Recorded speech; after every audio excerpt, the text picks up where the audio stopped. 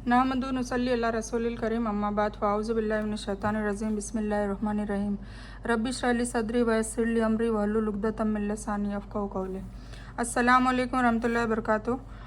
हम सूरह अल अनाम हमने किया था और आज अभी से पारा नंबर 8 भी शुरू हो रहा है, मतलब आयत नंबर 111 से पारा नंबर 8 शुरू हो रहा है, तो हम वहीं से शुरू कर रहे हैं। ठीक है, हमने लास्ट 110 आयतें कवर की थी। सूरतुल अनाम सूरह नंबर 6 और पारा नंबर 8। औज़ु बिल्लाहि मिनश शैतानिर रजीम बिस्मिल्लाहिर रहमानिर रहीम वलौ अन्ना नज़्ज़लना इलैहिल मलाइकता व कल्लमहुमुल मौता व अशरना अलैहिम कुल्लन शैइन कुबूलन मा कानू लियुमिनू इल्ला अन यशा अल्लाहु वलाकिन्ना अक्सरहुम यजहलून। और अगर हम उनके पास फरिश्ते उतार दें और उनसे मुर्दे बात करें और उनके सामने हर चीज़ जमा कर दें तो भी अल्लाह ताला के चाहे बिना यह लोग यकीन नहीं करेंगे, लेकिन इनमें से ज़्यादातर लोग बेवकूफ़ी कर रहे हैं। और इसी तरह हमने हर नबी के लिए जिन्नों और इंसानों के लिए शैतानों को दुश्मन बनाया, जो आपस में धोखा देने के लिए चिकनी चुपड़ी बात का वसवसा देते रहे हैं। अगर तेरा रब चाहता तो ऐसा न करते, इसीलिए आप उन्हें और उनकी साजिश को छोड़ दें, उनकी फ़िक्र न करें, और ताकि उनके दिल उसकी तरफ माइल हो जाएं जो आखिरत पर ईमान नहीं रखते, उससे खुश हो जाएं और वही गुनाह कर लें जो वह लोग कर रहे थे। तो क्या मैं अल्लाह के सिवा किसी दूसरे शासक की खोज करूं, जबकि उसी ने तुम्हारी तरफ एक मुफस्सल किताब कुरान पाक को उतारा है, और हमने जिनको किताब दिया है वो जानते हैं कि हकीकत में वो तुम्हारे रब की तरफ से हक के साथ है, इसलिए आप शक करने वाला न बने। है ना, कुरान शरीफ में कोई भी शक करने वाली गुंजाइश ही नहीं छोड़ी है, कोई दिक्कत नहीं है, कोई उसमें कमी नहीं है, कोई कजी नहीं है। यही बात है, यह वही बात है जो कई तरह से रसूलुल्लाह सल्लल्लाहु अलैहि वसल्लम की तसल्ली के लिए कही गई है कि आप सल्लल्लाहु अलैहि वसल्लम से पहले जितने भी नबी आए उनको भी झुटलाया गया, उन्हें सजाएं दी गई इत्यादि। मकसद यह है कि जिस तरह से उन्होंने सब्र और हिम्मत से काम किया, आप सल्लल्लाहु अलैहि वसल्लम भी इन सच के दुश्मनों के लिए सब्र और मजबूती का इजहार करें। इससे मालूम हुआ कि शैतान के पैरोकार इंसान के सिवाय जिन्नों में से भी हैं, और ये वे हैं जो दोनों गुटों के दुश्मन, विद्रोही, जालिम, दुराचारी और अभिमानी हैं। यानी शैतान के बुरे इरादे के शिकार वही लोग होते हैं जो आखिरत पर ईमान नहीं रखते। और यह सच है कि जिस तरह से लोगों के दिलों में आखिरत का यकीन कमज़ोर होता जा रहा है, उसी के मुताबिक लोग शैतानी जाल में फंसते जा रहे हैं। जैसे जैसे अब क़यामत नज़दीक आ रही है, दज्जाल का फितना शुरू हो चुका है, दज्जाल के उरूज होने का वक्त आ रहा है, उतना ही आजकल ईमान को मुकम्मल रखना, ईमान को मजबूत रखना बहुत ही मुश्किल हो चुका है।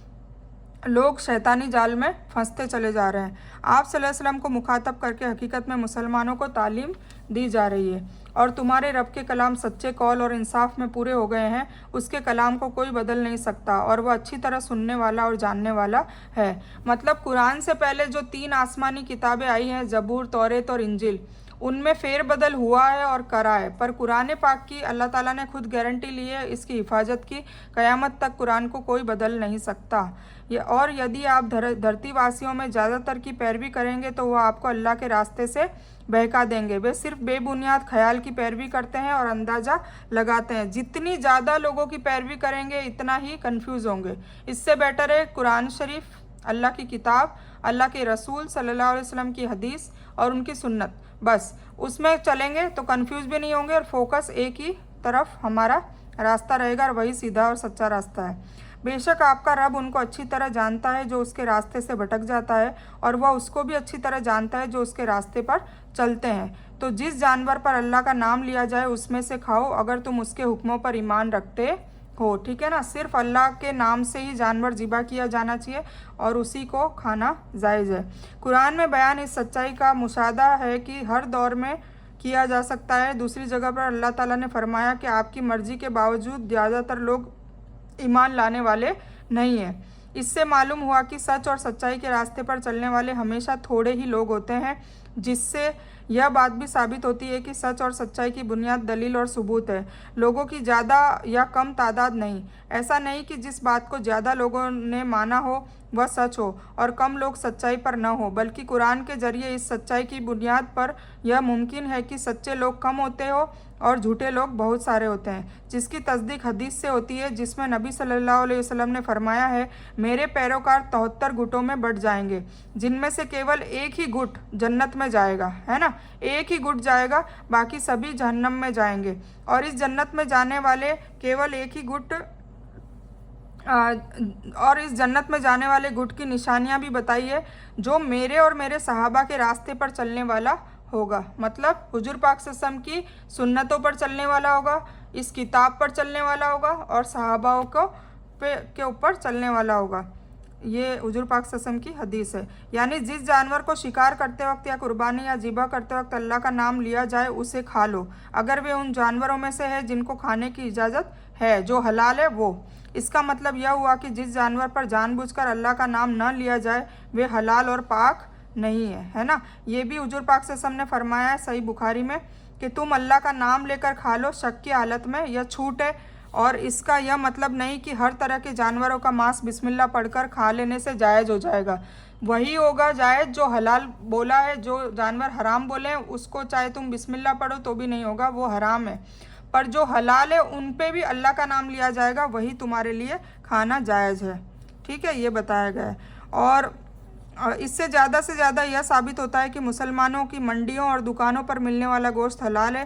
اگر کسی کو شک و شبہ ہو، مطلب کسی پہ شک ہو کہ بھئی یہ حلال نہیں ہے، حرام جھٹکے کا میٹ ہے، تو پھر اس میں اور مطلب مجبوری بھی ہے، ہم کہیں اور سے لا نہیں سکتے، ایسا کچھ ہو اور شک ہو، پہلی بات تو وہاں جائے ہی نہیں جہاں پہ شک ہو، ہے نا، شک والی جگہ پر لینا ہی نہیں چاہیے۔ ہر شہر میں، ہر سٹی میں مسلمان لوگ بیچتے ہی ہیں گوشت کو، تو وہیں سے لیں۔ اور جان بوجھ کر اللہ کا نام جس جانور پر نہ لیا گیا ہو اس کا کھانا فسق اور ناجائز ہے۔ حضرت ابن عباس رضی اللہ تعالیٰ عنہ نے کہا کہ اس کے لیے یہی معنی بیان کیے گئے ہیں، وہ کہتے ہیں کہ جو بھول جائے اسے نافرمان نہیں کہتے۔ اور تمہارے لیے کون سی بات اس کا سبب ہو سکتی ہے کہ تم ایسے جانوروں میں سے نہ کھاؤ جس پر اللہ کا نام نہ لیا گیا ہو۔ دیکھا قرآن میں آ گیا ہے کہ اللہ تعالیٰ کا نام نہیں لیا ہو وہ جانور ہمیں کھانا بالکل جائز نہیں ہے، کسی اور کا نام، چاہے وہ کسی کا بھی نام ہو۔ اگرچہ اللہ تعالیٰ نے ان سبھی جانوروں کی تفصیل بتا دی ہے جن کو تم پر حرام کیا گیا ہے، لیکن وہ بھی جب تم کو بہت ضرورت پڑ جائے تو جائز ہے۔ اور یہ طے بات ہے کہ بہت سے انسان اپنے غلط ارادوں پر بنا کسی ثبوت کے بھٹکاتے ہیں، اس میں کوئی شک نہیں کہ اللہ تعالیٰ زیادتی کرنے والوں کو اچھی طرح جانتا ہے۔ تم کھلے اور چھپے گناہوں کو چھوڑ دو، بے شک جو گناہ کماتے ہیں وہ اپنے گناہ کرنے کا بدلہ قریب میں ہی دیے جائیں گے۔ اور اسے نہ کھاؤ جس جانور پر ذبح کے وقت اللہ کا نام نہ لیا گیا ہو، یہ فسق کا کام ہے، مطلب جھوٹے کا کام ہے۔ دیکھیے یہ آ گیا۔ اور شیطان اپنے دوستوں کو وسوسہ دیتا ہے تاکہ وہ تم سے جھگڑا کرے، اور اگر تم نے اس کی اطاعت کی تو تم بے شک مشرک ہو جاؤ گے۔ اور ایسا انسان جو پہلے مردہ رہا پھر ہم نے اسے زندہ کر دیا اور اس کے لیے نور بنا دیا جس سے لوگوں میں چلتا ہے، کیا اس کے سامان ہو سکتا ہے جو اندھیروں میں ہو اور جن سے نکل نہ سکتا ہو؟ ایسے ہی کافروں کے لیے جو وہ عمل کرتے ہیں مزین بنا دیے گئے ہیں۔ اور اسی طرح ہم نے ہر بستی کے بڑے مجرموں کو سازش رچنے کے لیے بنایا تاکہ اس میں سازش رچے، اور وہ اپنے خلاف ہی سازش رچتے ہیں اور اس کا ادراک نہیں کرتے۔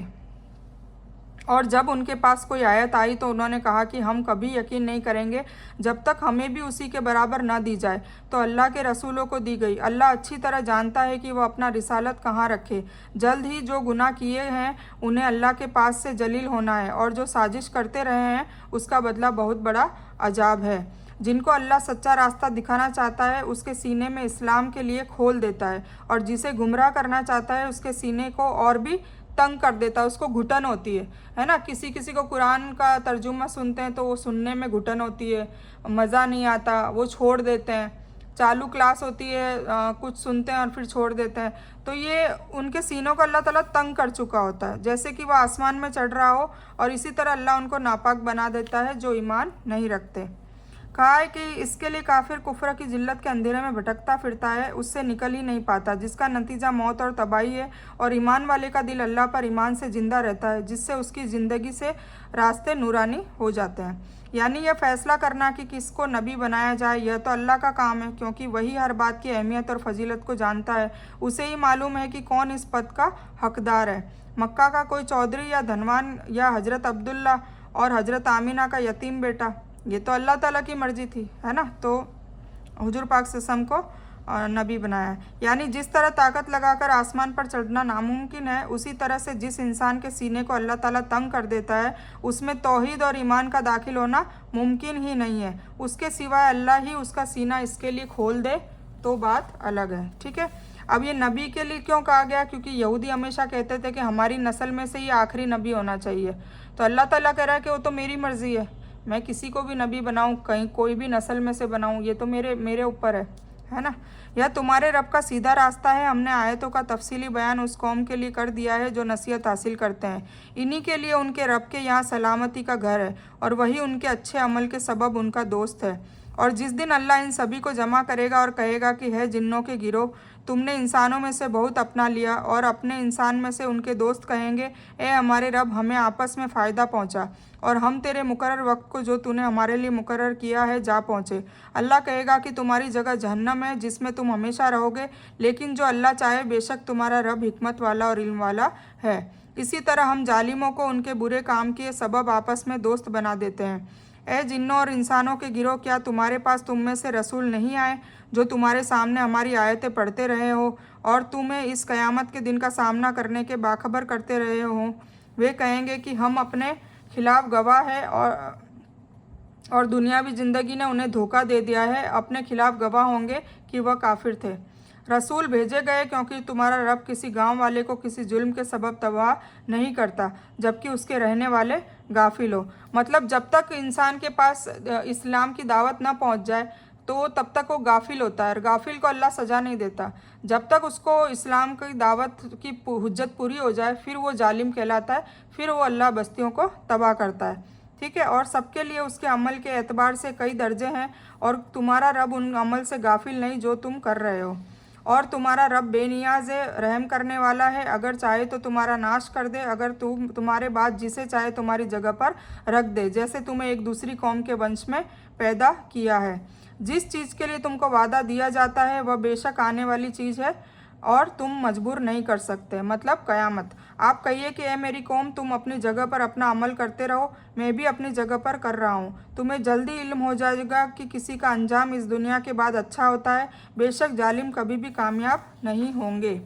और अल्लाह का फ़ैसला काफिरों के लिए जहन्नम का दायमी अजाब ही है, मतलब परमानेंट, जिसको उसने लगातार कुरान करीम में वाज़ेह तौर से बयान किया है। बार बार काफिरों के बारे में आ ही रहा है कि वो उनके लिए हमेशा के लिए जहन्नम है। छूट से किसी तरह का गलत अनुमान नहीं लगा लेना चाहिए, क्योंकि यह छूट अल्लाह ताला ने खुद अपनी मर्जी से बयान की है। इसे किसी दूसरी चीज़ के साथ शामिल नहीं किया जा सकता, इसलिए कि अगर वह काफिरों को जहन्नम से निकालना चाहे तो निकाल सकता है।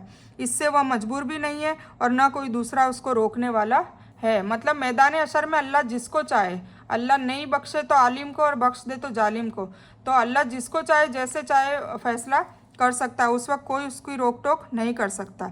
रिसालत और नबूवत के बारे में जिन्नात इंसानों के ताबे हैं, क्योंकि जिन्नातों में नबी नहीं आए, लेकिन रसूलों के संदेशवाहक और खुशखबरी पहुंचाने वाले जिन्नातों में होते रहे हैं, जो अपनी कौम के जिन्नों को अल्लाह की ओर दावत देते रहे हैं। क़यामत के मैदान में मुशरिक अनेक पैंतरे बदलेंगे, कभी अपने मुशरिक होने का इनकार कर देंगे और कभी कबूल किए बिना चारा नहीं होगा, जैसे यहाँ उनकी कबूलियत का बयान किया गया है।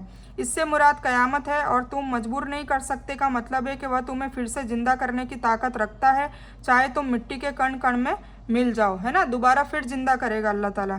यह कुफ्र और नाफरमानी पर बाकी रहने का हुक्म नहीं है, बल्कि सख्त तंबीह है, जैसा कि अगले लफ्ज़ों से वाज़ेह है। ठीक है, हम इस बयान को यहीं तक मुकम्मल करेंगे, मज़ीद आगे इंशाअल्लाह कल करेंगे। इस बयान में कुछ भी दीन की अच्छी और हक बात आई है वो सिर्फ अल्लाह की तरफ से है, और बुरी या गलत बात जो गलती से या जज्बात में आकर मेरे मुंह से कुछ भी गलत वर्ड या कोई बात निकल गई हो तो वो मेरी तरफ से है, और इस गलती के लिए मैं अल्लाह अज़्ज़ व जल से और आप सभी लोगों से माफ़ी की तलबगार हूँ। मैं कोई आलिमा नहीं हूँ, मैं सिर्फ तालिब इल्म हूँ। अल्लाह मेरी कोशिश से आप सभी को सही नफ़े बख्श इल्म पहुँचाए और मैं आप लोगों की हिदायत और हिकमत में सदका जारिया बनूँ, बस मेरी यही तमन्ना है। आमीन सुमामीन या रब्बल आलमीन। रब्बना आतीना मिन लदुनका रहमतम वही लना मिन अमरिना रशदा। अल्लाहुम्मा सल्ली अला मुहम्मद व अला आलि मुहम्मद कमा सल्लैता अला इब्राहीम व अला आलि इब्राहीम इन्नका हमीदुम मजीद। अल्लाहुम्मा बारिक अला मुहम्मद व अला आलि मुहम्मद कमा बारकता अला इब्राहीम व अला आलि इब्राहीम इन्नका हमीदुम मजीद। अल्लाह व आखिरु दावाना अनिल हम्दुलिल्लाहि रब्बिल आलमीन।